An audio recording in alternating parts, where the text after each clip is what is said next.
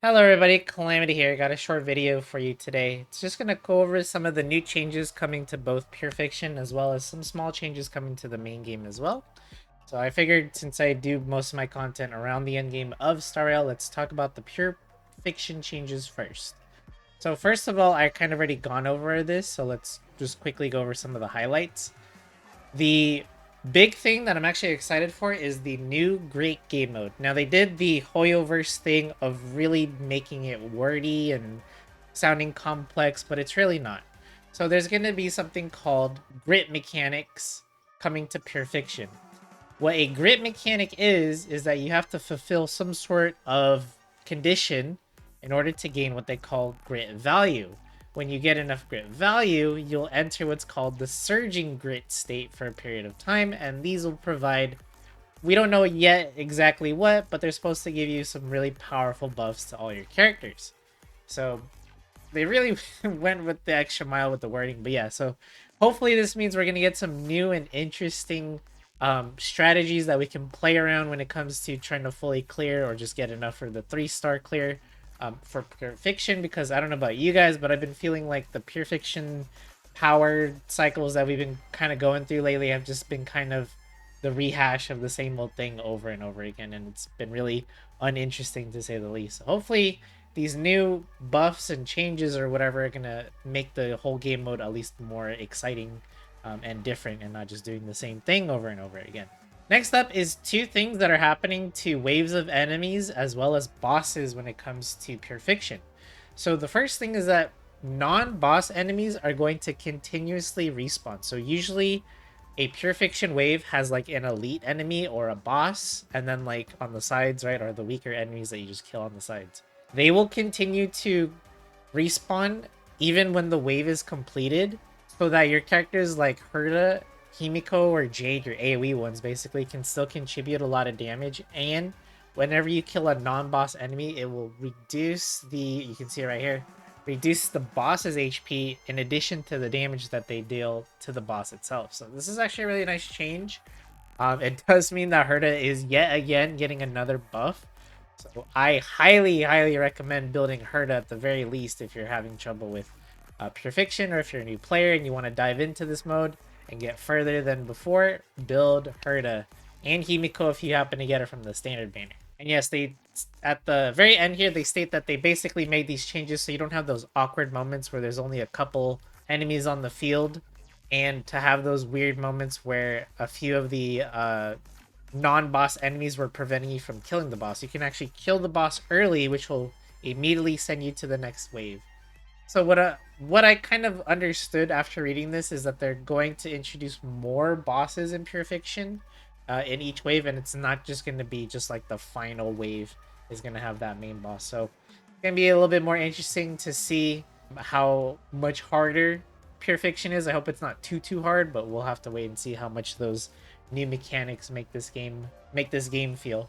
And lastly, none of the point values are going to change. So basically you can get 40k on both sides, and I'm hoping you only need 30k on each, or 30k to get the 3 stars. That's how it usually works, right? Like you only need like 30 on each side, so to speak, or however you wanted to split it up. As long as you get 60k, you get all 3 stars. You don't really have to fully clear everything. But you do get 8,000 for clearing the first wave, and then 16,000 for clearing waves 2 and 3. So for a full total of 40,000. This also means you can't continuously kill the respawning enemies for more points. They do put a cap on it, which makes sense. But yeah, these are excellent changes coming to Pure Fiction. I hope other endgame modes get such, more updates and more mechanics added to them to add more depth to the gameplay, hopefully, but we'll have to just wait and see. This is all coming in 2.7, so don't expect this to be in the game next update, or even until next year, which is actually not that far away now that I think about it, but it's either going to be really close or just in 2025. Right, so the other thing I wanted to go over is the Voice of the Galaxy. This is when they talk about just general changes coming to the game outside of endgame modes. And honestly, it's not that interesting, at least not for me, but let's go over the changes. So you guys already probably know this by now, and I talked about it before, but yes, we do have the ability to purchase event light cones from Herta's store now in 2.6. So if you were not playing Star Rail at the time, you missed an event and you ended up missing a light cone, well, now you have a chance to get said light cone from Herta. Next up is they're going to add a party car to the train. You can meet your in-game friends in there. I don't know why or what that's going to mean or what we can do with our friends in the party car. And apparently you can also change Pom Pom's outfit in there. I don't know why you'd want to do that, but sure, more power to you if that's something you're interested in. Not really a big fan, or I don't really see the point, but hey, if this is something you've been wanting, there you go. And we also we finally get our own room on the train that we can decorate with small toys, it says here, and some other furniture that I guess we're gonna get from events and things like that. So nice little cosmetic change if this is something you've been wanting in the game for a while. I'm not really big on it.